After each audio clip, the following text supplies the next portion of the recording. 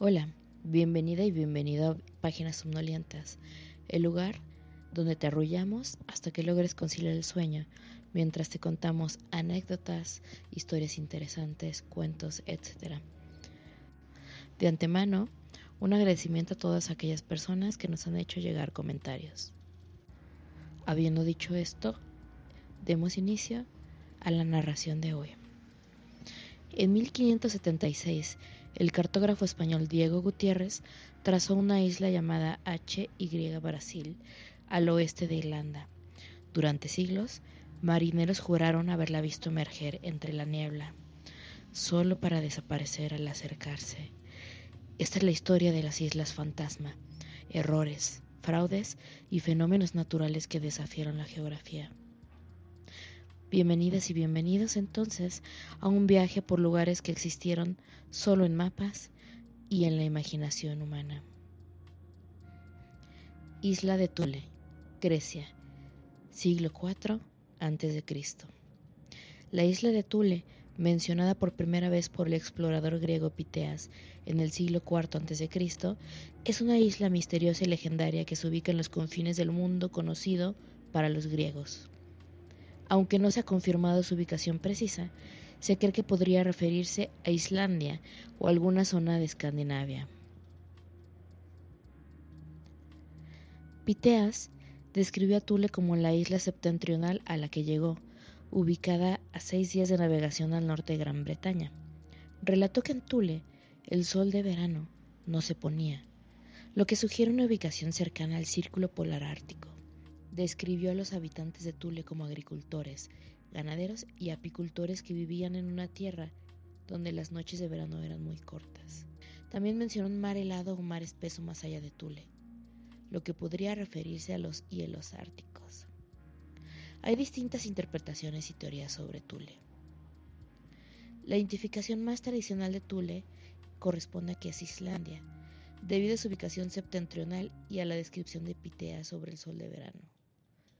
Algunos historiadores sugieren que Thule podría referirse a una parte de Escandinavia, posiblemente Noruega o las Islas Feroe, basándose en las descripciones de Piteas y en las migraciones de tribus nórdicas.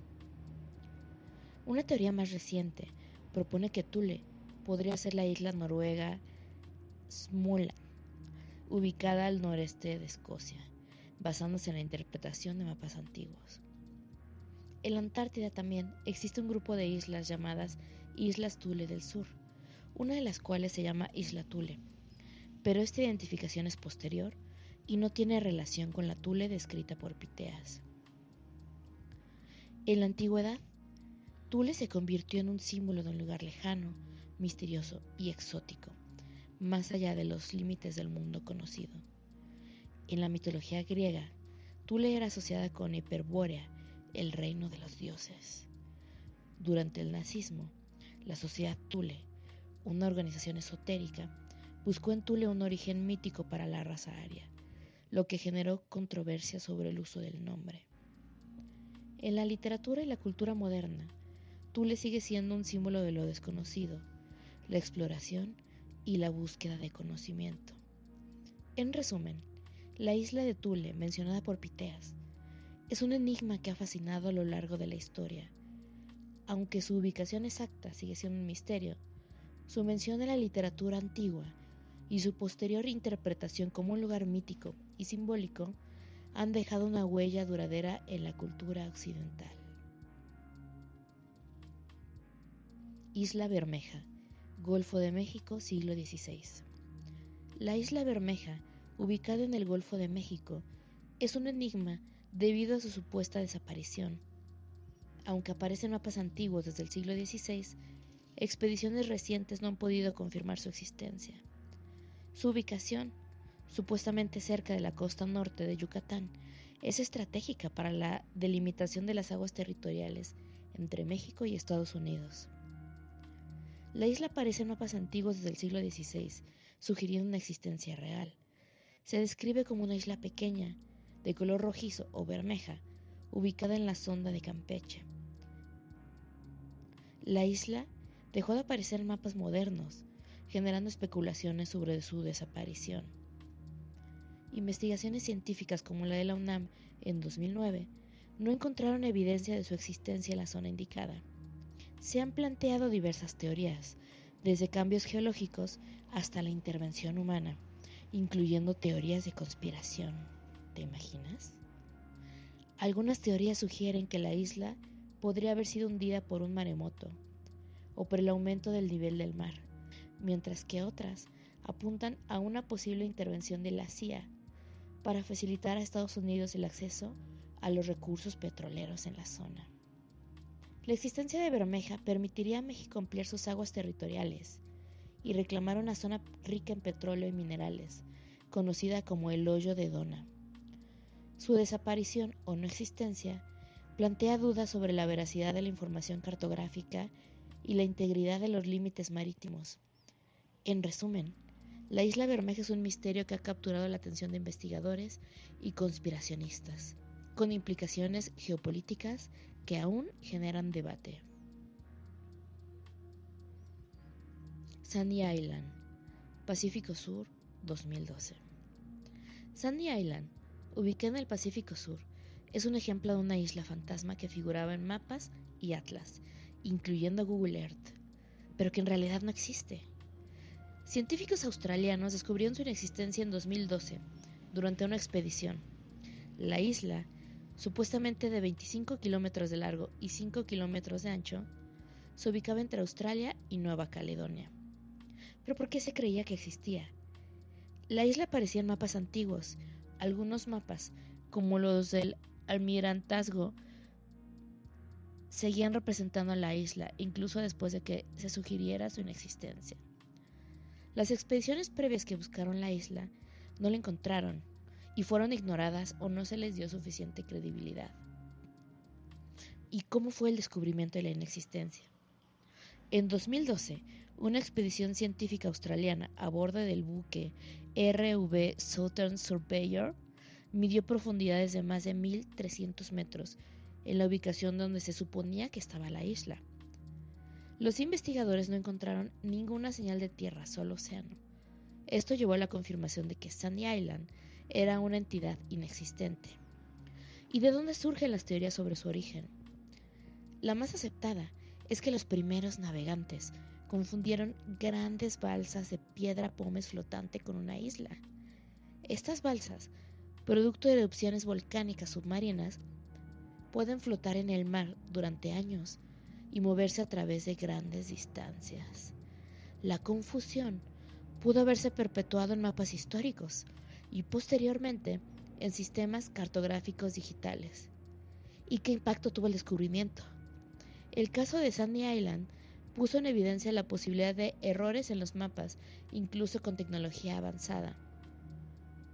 Se introdujo el concepto de isla no descubierta para referirse a lugares que, tras investigaciones científicas, resultan inexistentes.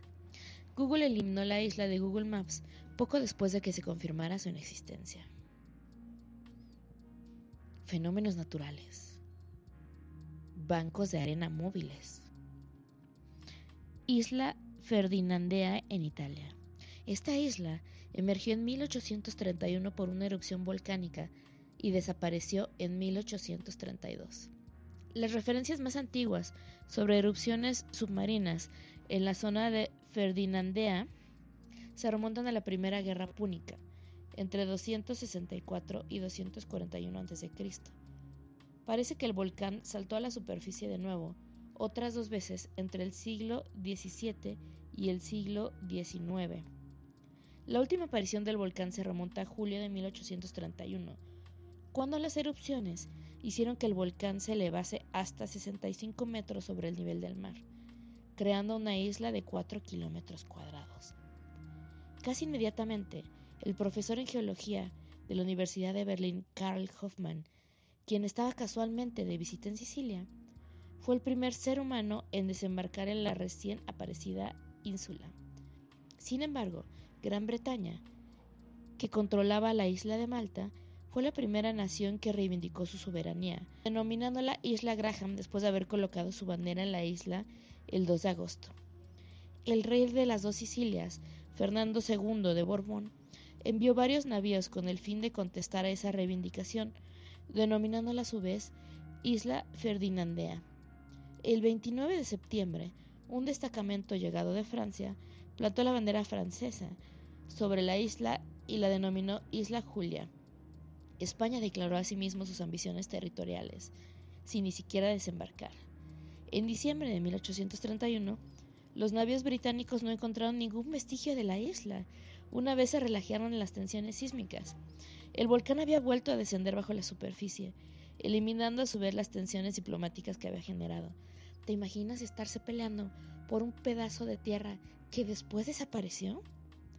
Mientras existió, recibió la visita de numerosos científicos de diferentes países. También recibió la visita de Walter Scott e inspiró a varios escritores, entre ellos a James Fenimore Cooper, Alejandro Dumas o Julio Verne, con las grandiosas aventuras del maestro Antifer, el canciller y los hijos del capitán Grant. Después de una última erupción en 1863, no se habló del volcán durante más de un siglo.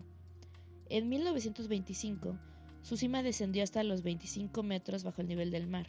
En el año 1980, un avión estadounidense bombardeó el volcán al tomarlo por un submarino libio. En 2002, un aumento de la actividad sísmica en la zona ferdinandea condujo a los vulcanólogos a especular sobre una eventual erupción y reaparición de la isla. De hecho, la cima del volcán estaba en 1999 a 8 metros bajo el nivel del mar y en 2002 a 5 metros.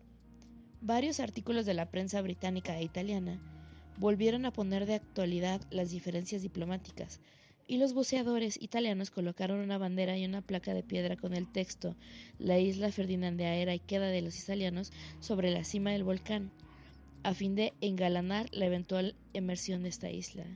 Pero tal bandera y la placa fueron encontradas más tarde rotas.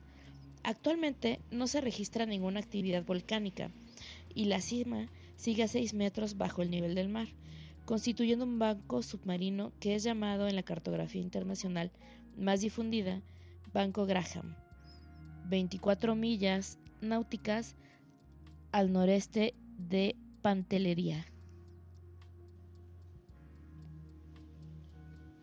Fraudes y mitos deliberados. La isla de San Brandán. Durante siglos, marineros, cartógrafos y frailes hablaron de una isla que nadie lograba encontrar dos veces. Según la leyenda, se encontraba en el extremo oeste de las Islas Canarias, y no eran pocos los testimonios que afirmaban haberla visto o incluso pisado. Pero lo extraño era que, aunque marcasen su ubicación en los mapas e intentaran regresar con una expedición para explorarla, esta vez ya no estaba, como si hubiera sido engullida por el océano. Durante los siglos XV al XVIII, numerosos navegantes portugueses y castellanos, e incluso corsarios, aseguraban haber divisado una isla en el horizonte occidental, mientras recorrían la costa africana hacia el sur. Algunos incluso afirmaban haber desembarcado y recorrido sus bosques exuberantes. Pero lo raro era que, tras zarpar, la isla desaparecía como si se tratase de un espejismo, y cuando otros intentaban encontrarla siguiendo las mismas rutas, solo hallaban mar abierto. El mito se remonta a la Edad Media, y decía que el monje irlandés Brendan el Navegante, también conocido como San Brandán, había llegado a una tierra paradisíaca en su viaje por los mares desconocidos del sur en busca del Edén. Allí encontró una vegetación exuberante, fuentes de agua pura y un clima milagrosamente benigno. Aquella tierra mítica recibió el nombre del navegante San Brandán, que derivó en San Borondón. La leyenda se convirtió en algo tan persistente que incluso figura en mapas oficiales de la época. San Borondón aparece representada en mapas de la costa africana, a veces como parte del archipiélago canario, y se realizaron expediciones con el objetivo de localizarla. En 1570, por ejemplo, Felipe II autorizó una misión para confirmar su existencia, misión que fracasó, como todas las demás. Pero lejos de desmentir el mito, cada expedición que regresaba sin resultados solo alimentaba más el deseo de encontrar la legendaria isla, cuyo mito sigue vivo al día de hoy.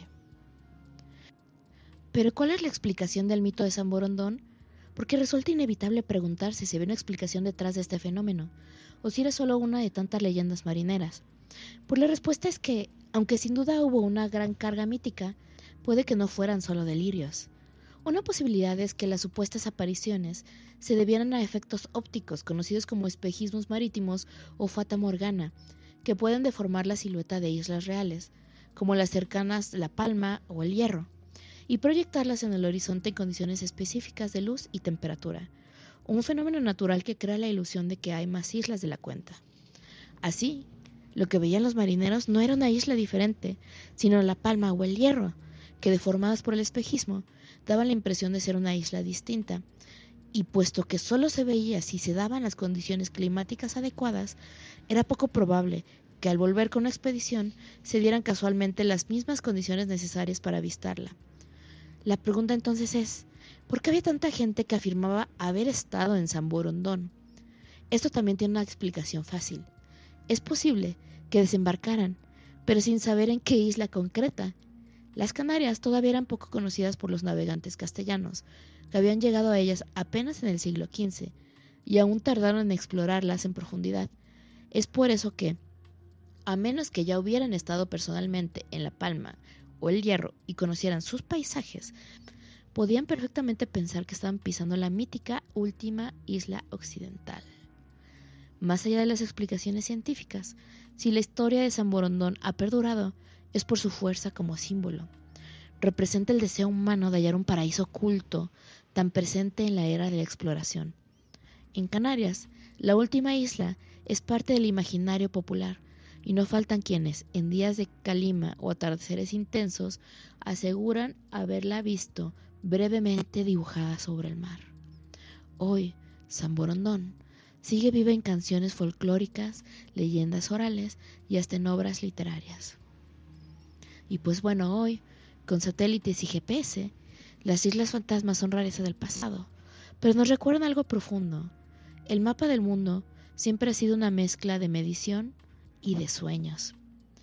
Quizá por eso, en algún lugar entre la ciencia y el mito, estas islas siguen vivas, porque como dijo el explorador James Cook, los mayores peligros no están en los océanos, sino en los mapas que los dibujan. Y pues bien, hemos llegado al final de este episodio. Te agradezco mucho que hayas estado aquí hoy conmigo y me hayas escuchado. Espero que para este momento logres tener un dulce y profundo sueño. Te agradecería que si este episodio te gustó, te suscribas a cualquiera de nuestras plataformas, ya sea Spotify, TikTok o en YouTube. Finalmente, nos escuchamos pronto y te deseo dulces y muy profundos sueños.